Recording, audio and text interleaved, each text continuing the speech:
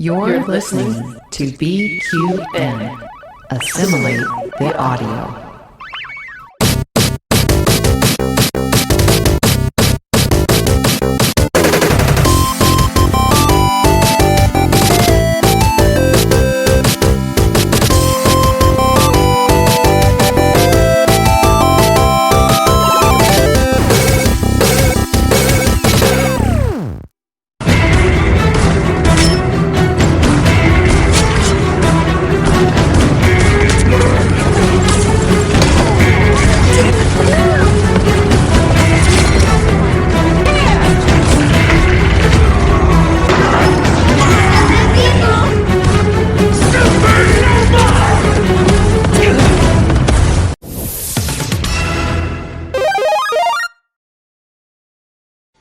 Hey everyone, Davey here with my review, impressions, thoughts, whatever you want to call them, of one of the newest heroes that you can play in our favourite free-to-play game, Marvel Rivals. I am, of course, talking about the Human Torch, who I have just been loving playing over this last week.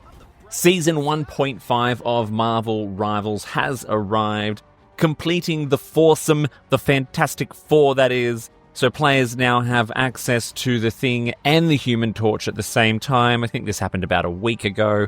The latter is the one that I have been the most excited about, and not just because I had a sexual awakening when Chris Evans played the character. In fact, I think I have a fresh sexual awakening anytime Chris Evans does something, including the banana split in Not Another Teen Movie.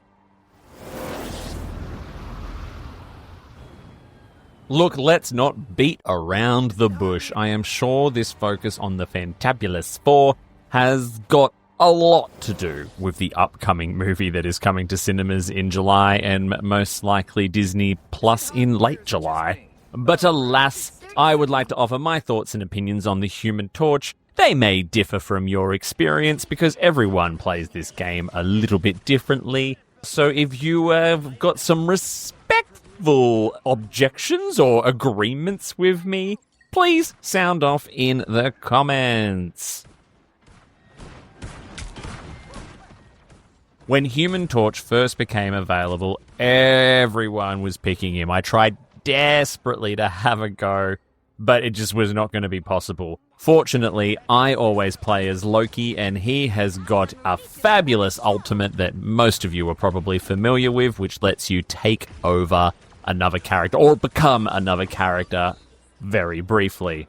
Your powers are mine! These supernova anymore.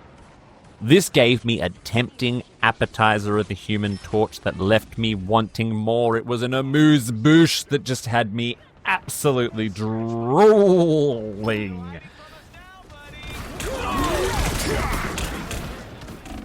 Now that the novelty of the new character has worn off a little bit, I get to swoop in like the thirsty gal that I am at the start of each game, which has now led to me being able to play as the Human Torch for several hours. That's right, I have just been living my flammable hottie fantasies.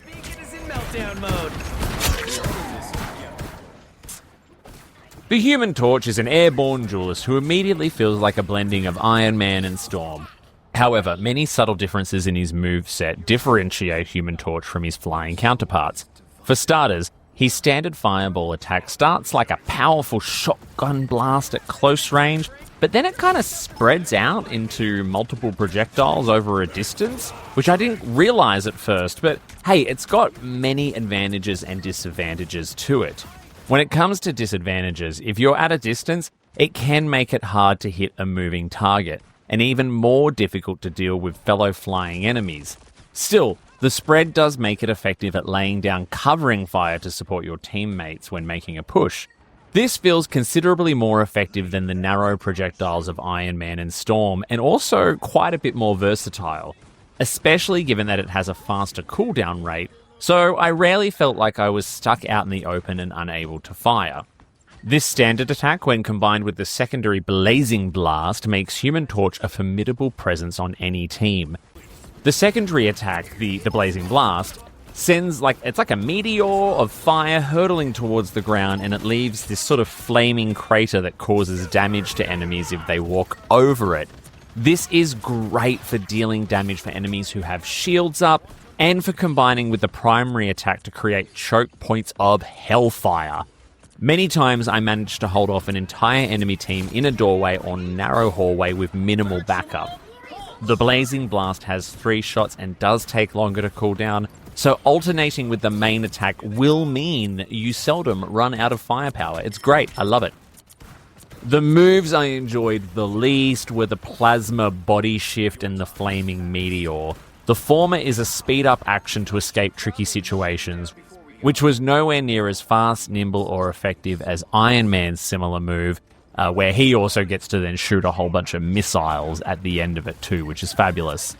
The latter, though, is it's like a ground pound that I found, it was good if you target it and timed it well, but it does leave you vulnerable if you do not aim correctly. And if there's other enemies around or close by, once the ground has been pounded, you are stuck trying to ascend again before you get smoked. Many times I just found myself avoiding the move unless there was no one else around. Finally, the Pyro Prison I barely ever used. It connects flame fields to form a firewall that does continuous damage. I found it very fiddly to get going in the heat of battle, so it just kind of didn't really get a look in from me. Naturally, of course, everyone wants to know what the ultimate is like. Human Torch naturally has a flame-related move called the Supernova.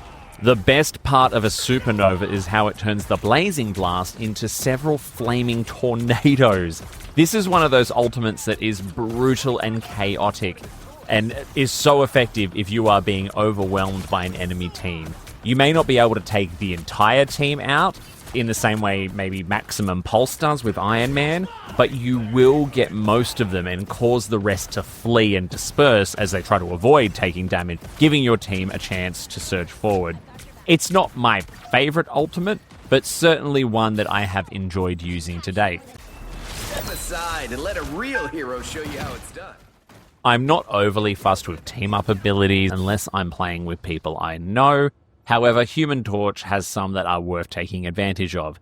Teaming up with other members of the Fantastic Four, especially the Invisible Woman, can reinforce health. I had this team up occasionally, and it does make you feel quite indestructible at times.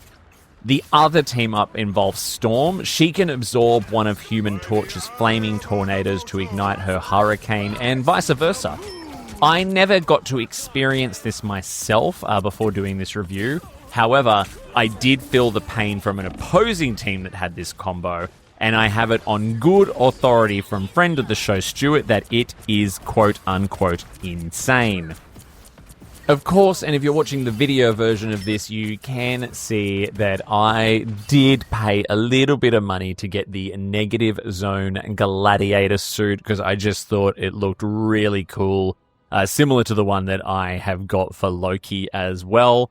However, I have been reading up today that it is possible to get a Blood Blaze skin through playing ranked matches. Now, I don't play a lot of ranked matches, so I don't know if I'm likely to get it, but you do need to meet certain criteria in ranked matches before the end of Season 1, which we are halfway through. However, you will not receive it until the season is over. So, look, it could be worth pursuing. I get absolutely steamrolled every time I try a ranked match. I'm just not that good, and it kind of takes the fun out of it for me, but I know people love it, so hey, I am playing as Human Torch a lot. I may give it a go. Ultimately, I enjoy playing as flying heroes because they have a bit of versatility to them. Human Torch can deal quite a bit of damage at different ranges, whilst also providing support. However, I did find he was best done at sort of like a medium range distance, and his moveset is really, really good for getting him out of sticky situations.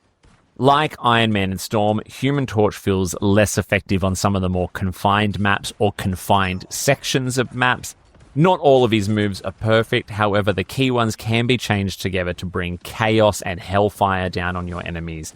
I think I have added a new favourite to my go-to hero list when playing Marvel Rivals. Are you a fan of flying duelists? Which of the new Fantastic Four characters do you enjoy playing with, or are you finding that they are not quite hitting the mark for you? Sound off in the comments below, but remember, please keep it classy, and hey, I've been Davey, and I am one of the 2 bargain bin gamers.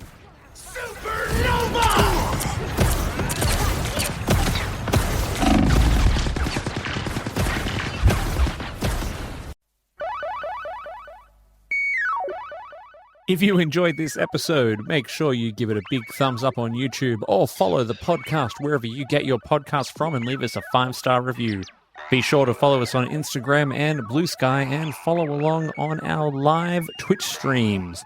You can also continue the conversation in our BQN podcast Discord by clicking the link in the episode description. Don't forget that the Bargain Bin Gamer is part of a larger network of podcasts called the BQN. You can support this and other BQN programs by becoming a patron over at patreon.com/BQN. We'd love to hear your feedback on the episode. Leave us a comment on YouTube or send us an email to bargainbingamer, GAYMER, @gmail.com. Until next time, au revoir.